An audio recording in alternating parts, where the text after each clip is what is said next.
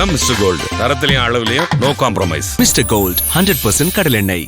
Ambedkar academy நடத்தும் மாநில அளவிலான போட்டித் தேர்வர்களுக்கான 50 லட்சம் மதிப்புள்ள அங்கீகார மேடை.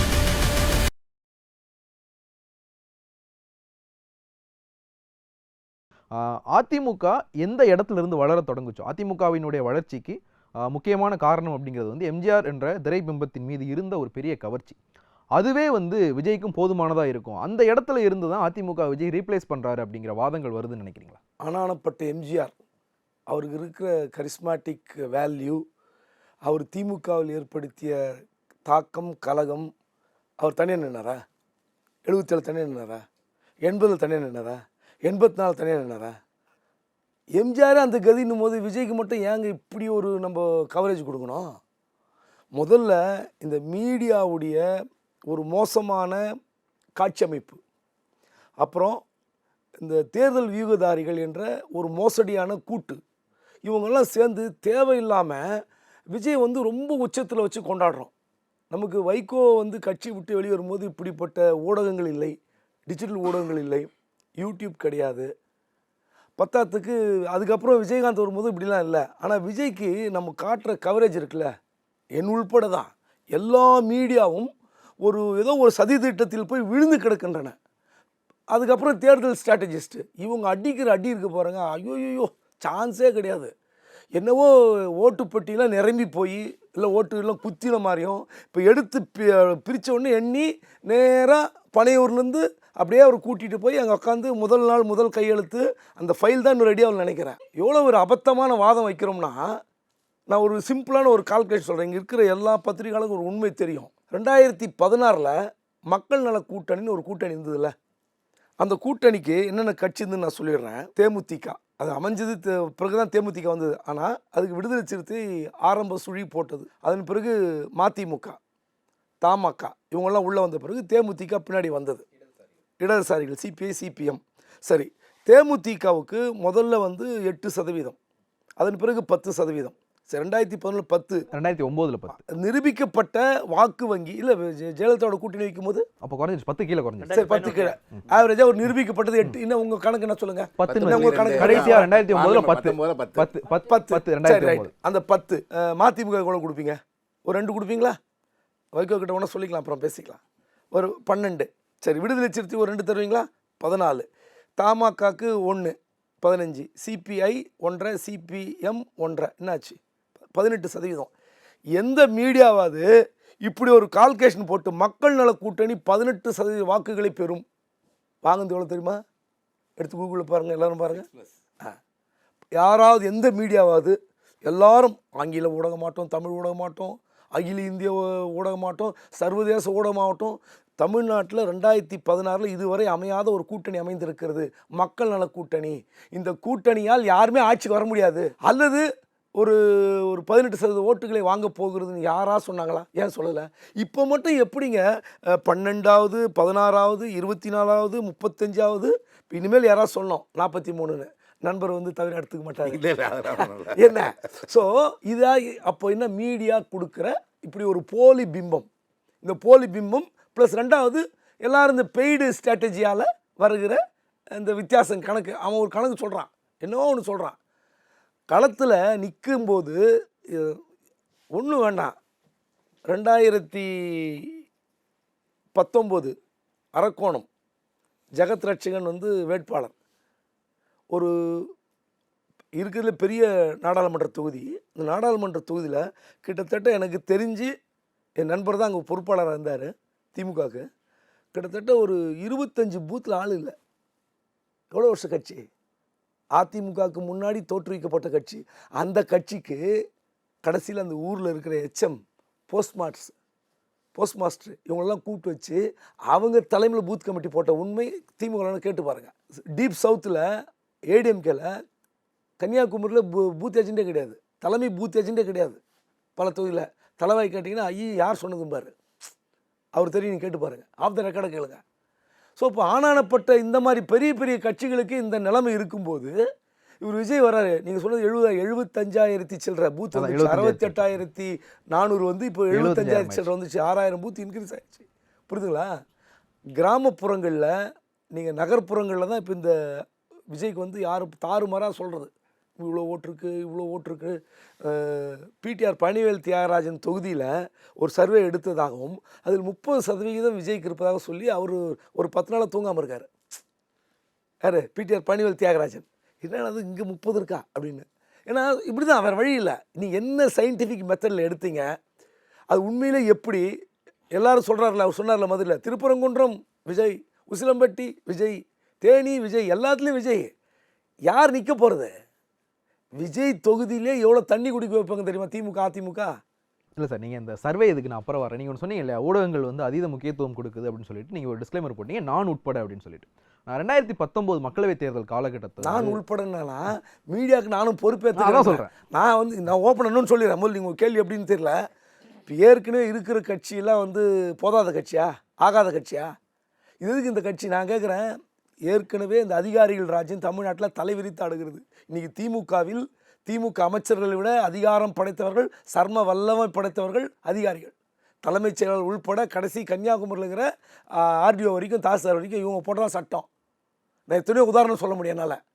அதனால் இந்த அதிகாரிகள் ராஜ்யம் இப்போ இப்படி கலைஞர்கிட்டேருந்து, கலைஞர் அருகாமையிலிருந்து 50 வருடம் அரசியல் பார்த்த முதலமைச்சர் மு.க. ஸ்டாலினாலே அதிகாரிகள் பேச்சை தட்ட முடியவில்லை. அவர் வைத்து தான் சட்டம், அவர்கள் போடு தான் உத்தரவு.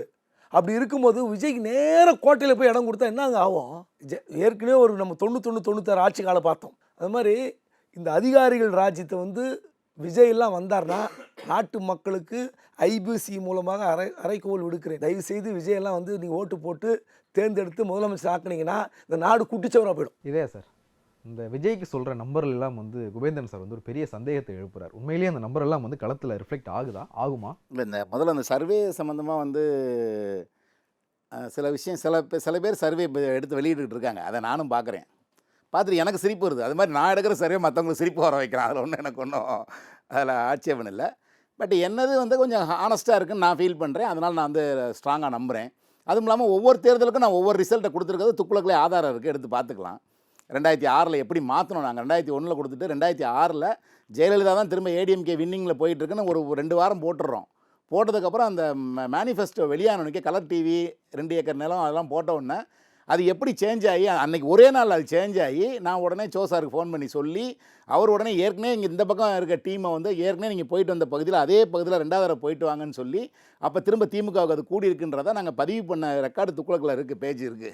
அதனால் வந்து அதுக்கப்புறம் 2011 எப்படி நாங்கள் பண்ணி அதிமுக தான் உறுதியாக வரும், அப்போ 26 வந்துடலாம் சார். அதான் அப்படி வந்தோம். அந்த இதெல்லாம் வந்து அப்படி ஒவ்வொரு தேர்தலையும் மாறி மாறி பண்ணியிருக்கோன்ற 2021 அப்படி தான் பதிவு பண்ணோம். ஸோ அப்போ வந்து ஒரு செட்டப்பாக ஒரு இதாக நான் பண்ணலன்றதுனால நான் சொல்கிறேன், அதில் ஸ்ட்ராங்காக இருக்கேன். இப்போ சில பேர் இப்போ பண்ணிவிட்டு சொல்கிறாங்க, இப்போ 153 தொகுதி ஏடிஎம்கேன்னு சொல்கிறாங்க, அப்படி வருதுன்னு சொல்கிறாங்க. இப்போ நான் இதை பார்த்து சிரிக்கிற மாதிரி நான் சொல்லும் போதும் சிரிப்பு வரலாம் ஒரு வேளை.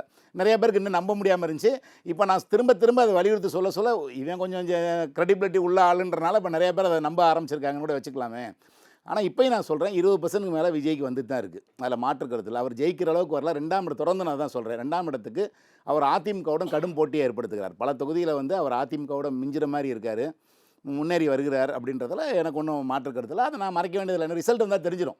அது வந்து நம்ம இட்டுக்கட்டி சொல்ல வேண்டிய அவசியம் இல்லை, ஒரு பிம்பத்தை கட்டமைக்க வேண்டிய அவசியம் எனக்கு இல்லை. சார் சொல்ற மாதிரி யாராவது இருக்கலாம், சர்வேல பேசலாம். இப்போ வந்து களம் வந்து விஜய் சொல்கிற மாதிரி திமுக வெர்சஸ் தாவேக்கான் தான் இருக்கா? இப்போ ஏறக்குறைய அப்படி தாங்க மாறிடுச்சு. ஏன்னா அதிமுகவுக்கு வந்து 3வது இடத்துக்கு தள்ளுற மாதிரியான சூழ்நிலை வந்துருச்சு.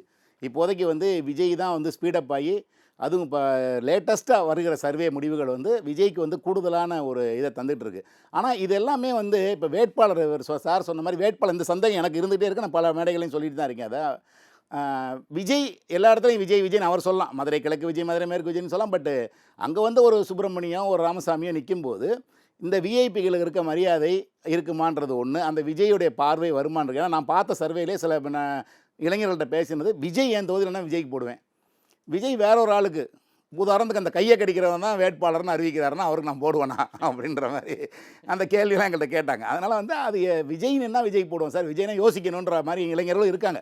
ஸோ இப்போ இளைஞர்கள் வர்றாங்கன்னா 100% இளைஞர்கள் விஜய் பக்கம் போயிடறாங்கன்னு கிடையாது. அதுலேயும் இளைஞர்கள் வித்தியாசம் இருக்குது. அதே மாதிரி மிடில் கிளாஸ் வரைக்கும் போகிறாங்க. அதுக்காக இளைஞர்கள் மட்டும் தான் விஜய்க்கு போடுறாங்கன்னு நான் சொல்லலை. பெண்களும் ஆண்களுமே ஒரு 40-45 வயசுலையும் விஜய்க்கு போகிறோம் நாங்கள் பார்த்துருக்கோம். ஏன்னா அவங்க எல்லாம் என்ன அவங்கள்ட்ட கேட்கும்போது என்ன சொல்கிறாங்க, ஒரு மாற்றம் வரட்டும், இதே 2 பேர் இருந்துட்டாங்க, பார்த்து அழுத்து போச்சு. அந்த மாதிரியான மாற்றம் எப்படி விஜயகாந்துக்கு ஒரு 10 வந்துச்சோ, இப்படி ஒவ்வொருத்தர் வரும்போது திடீர்னு தினகரன் வந்தால் 6% வருது, கமல் வந்தால் ஒரு 3% வருது. இந்த மாதிரி ஒவ்வொருத்தரும் வரும்போது ஒரு மாற்றத்தை விரும்பின்னு சொல்லி ஒரு சர்டன் ஓட்டர்ஸ் வந்து போயிடுறாங்க.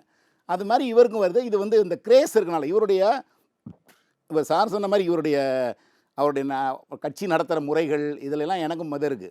ஏன்னா இவர் வந்து ரொம்ப அபூர்வமாக தான் வெளியே வர்றாரு. நீங்கள் அதை பார்க்குற கூட்டம் கொடுது. அந்த கூட்டத்தை வச்சு நம்ம அளவிட முடியாது. இப்போ உதாரணத்துக்கு ஈரோடில் ஒரு கூட்டம் போட்டார்னா அது 8 தொகுதிக்குரிய ஒரு இடம், ஒரு மாவட்டத்துக்கான ஒரு இடம். அங்கேருந்து 32,000 பேர் வந்திருக்காங்க, 25,000 பேர் கொடுத்தாங்க, 32,000 பேர் வந்திருக்காங்கன்னா ஒரு தொகுதிக்கு 4,000 பேர் வந்திருக்காங்கன்னு அர்த்தம்.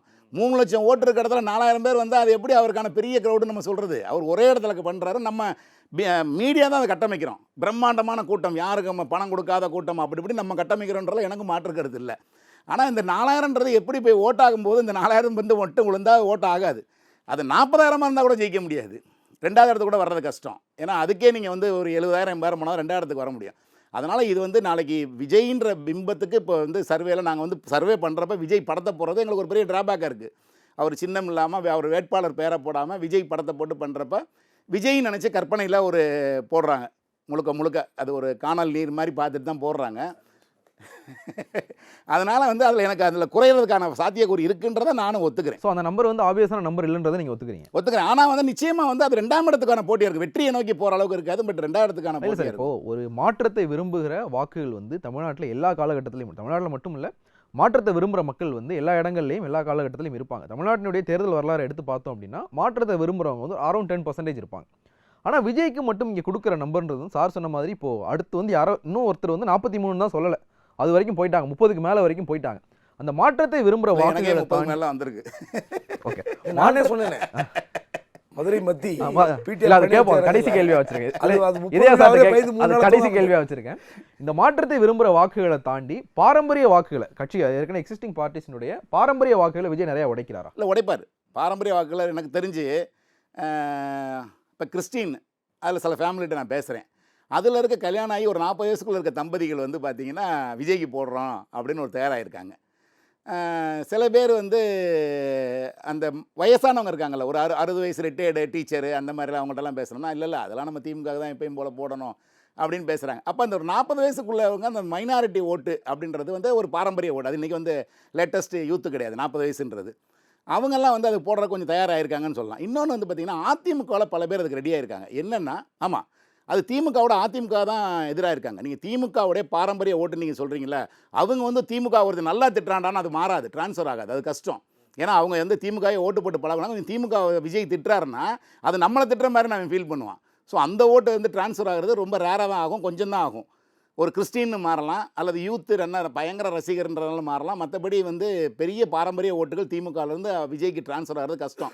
ஏன்னா அவங்க ஓட்டு போட்டு பழகினாங்க. விஜய் திட்டுறவனுக்கு போட மாட்டாங்க, எய்த்து திட்டுறவனுக்கு. பட் ஏடிஎம்கேலேருந்து நீங்கள் திமுக நல்லா திட்டுறாரு விஜய் அப்படின்னா அந்த ஓட்டு ஈஸியாக ட்ரான்ஸ்ஃபர் ஆகும்.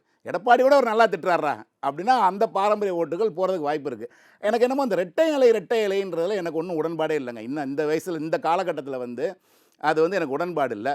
ரெட்டை இலையினால வந்து இப்போ நீங்கள் பலாப்பழத்தோடு போய் ஓட் பேசி நின்னார். எல்லா ஆம்பளை பொம்பளைக்கு எல்லோரும் தெரிஞ்சு ரெட்டை இலை இருக்குது, பலாப்பழம் இருக்குன்னு. பலாப்பழம் எங்கேயோ இருக்குது சுயேட்சை சின்னத்தில், எத்தனாவது மிஷினில் இருக்குன்னு தேடி கண்டுபிடிச்சி அமுக்குறாங்க, ரெட்டை இலை அமுக்காமல். அதே மாதிரி குக்கர் எங்கேயோ இருந்ததை போய் ரெட்டை இலையை மீறி 3ஆம் இடத்துக்கு வர வச்சாங்க. ஸோ அதெல்லாம் வந்து இது வந்து அதிசயமாக நடந்தது. இல்லை, ஒரு சந்தேகம். இப்போ நீங்கள் சொன்னீங்க இல்லையா, விஜய் என் தொகுதியில் நின்னா ஓட்டு போடுன்னு ஒரு ஆள் சொன்னாங்கன்னு. இது அந்த இடம் தான். அங்கே பலாப்பழத்தில் ஓபிஎஸ் நின்னார், தேனியில் குக்கரில் டிடிவி நின்னார். அது எல்லாத்துக்கும் நடக்குமா? இப்போ ஓபிஎஸ் இடத்துல வேற யாரோ ஒருத்தர் ஒரு எக்ஸ்ஆர் ஒய்யை வச்சுட்டு அவருக்காக பலாப்பழத்தை தேடி போய் ஓட்டு போட்டிருப்பாங்களா? இல்ல, அதான் சொல்றேன். விஜய்க்கு அது நடக்காதுன்னு தான சொல்றேன். ராமநாதபுரம் என் தொகுதி, என் ஓட்டுன்னு அங்கே தான் இருக்கு. அங்கே என்ன நடந்துச்சுன்னு எனக்கு தெரியும்.